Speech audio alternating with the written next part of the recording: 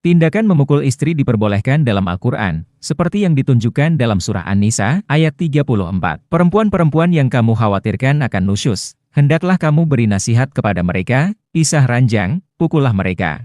Tetapi jika mereka menaatimu maka janganlah kamu mencari-cari alasan untuk menyusahkannya. Sungguh, Allah Maha Tinggi, Maha Besar. Penerjemah Quran Bahasa Indonesia, yakni Kemenak RI, merasa sungkan dan malu dengan ayat ini, sehingga mereka memasukkan kata-kata kalau perlu dalam tanda kurung. Nabi Muhammad tentu saja tidak akan suka dengan tindakannya mengedit firman Allah. Ini karena Nabi tidak hanya menyetujui perilaku seperti itu, tetapi dia sendiri juga melakukan pemukulan terhadap istrinya. Ini adalah cerita dari peristiwa itu. Hari ini adalah hari giliranku untuk tidur dengan Rasulullah.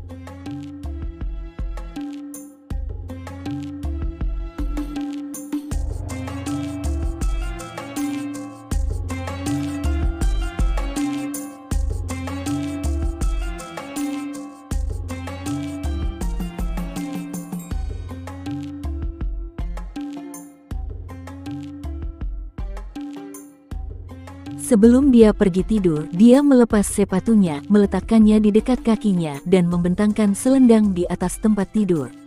Lalu dia berbaring bersamaku. Dia menunggu sampai dia mengira aku sudah tertidur.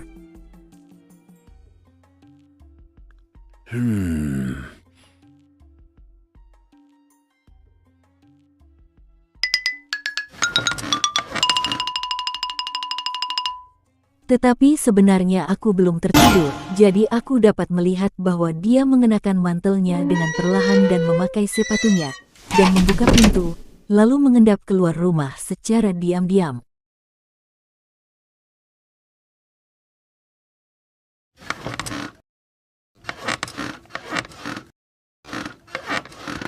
Aku bangun dengan cepat, mengenakan selendangku, dan ikat pinggangku.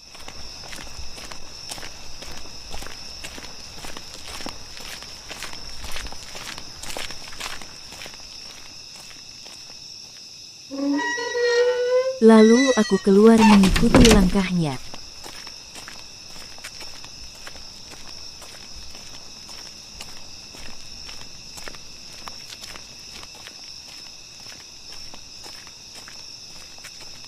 Rasulullah berhenti ketika sampai di baki, yaitu kuburan. Apa yang dia lakukan di sana? Rasulullah berdiri di sana untuk waktu yang lama. Dia kemudian mengangkat tangannya 3 kali.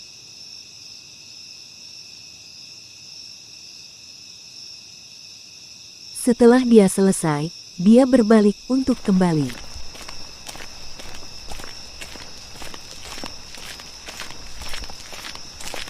Aku mengikutinya dari belakang. Aku harus pulang lebih cepat dari dia.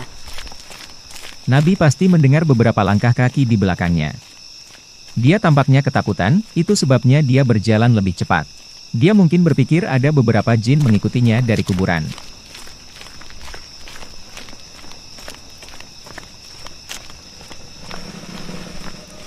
Dia mempercepat langkahnya dan aku juga mempercepat langkahku. Dia melihat bayangan mengikutinya, langkah kaki cepat di belakangnya. Dia menjadi lebih takut. Beberapa jin mencoba menggangguku, mungkin itu yang dia kira. Dia mulai berlari ketakutan. Mengapa tidak baca ayat-ayat kursi agar tak diganggu setan? Seperti ini. Allahu la ilaha illa huwal hayyul qayyum la ta'khudhuhu sinatun wa la naumun lahu ma fis samawati wa ma fil ardi ma. Atau mungkin dia tahu ayat-ayat itu sebenarnya tak manjur. Naudzubillah. Astagfirullahalazim. Oh, tidak, Rasulullah lari, jadi aku harus lari juga. Aku harus tiba di rumah sebelum dia. Aisyah datang ke rumah mendahului Nabi Muhammad.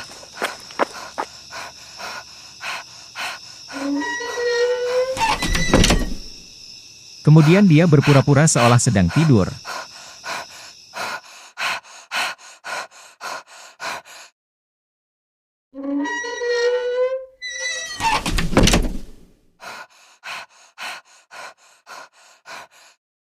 Mengapa, wahai Aisyah, engkau kehabisan napas? Gak ada apa-apa kok. Beritahu aku atau yang halus dan maha mengetahui, yakni Allah akan memberitahuku. Ya Rasulullah, semoga ayah dan ibuku menjadi tebusan untukmu. Setelah itu, aku ceritakan semuanya padanya. Apakah sebenarnya bayanganmu yang aku lihat di depanku? Ya.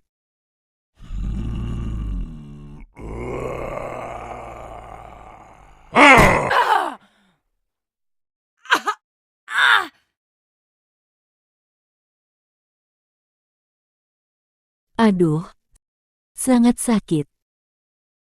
Apakah kau berpikir bahwa Allah dan Rasul-Nya akan berlaku tidak adil terhadapmu? Apapun yang disembunyikan manusia, Allah akan mengetahuinya.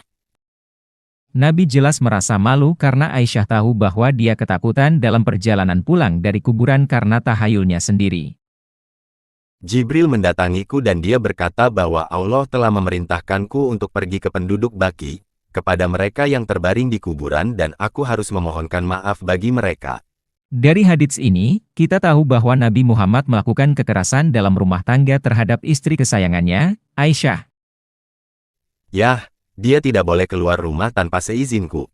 Selain itu, Allah telah memberikan hak kepada umat Islam untuk melakukan itu, untuk mengontrol wanita mereka dalam surat An-Nisa, ayat 34. Seorang laki-laki tidak akan ditanya mengapa dia memukuli istrinya. Muhammad menggunakan Tuhan dan hukum Islam untuk membenarkan perilaku menjijikkan terhadap wanita dan untuk menekan hati nurani di kalangan umat Islam.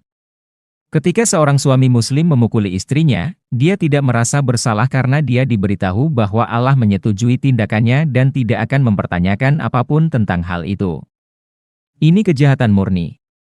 Pukulan fisik seperti ini merendahkan wanita, seakan dia tidak berhak diperlakukan dengan sopan. Tiada pembenaran yang bisa diterima atas pelecehan fisik dan psikologis Islamiah terhadap wanita.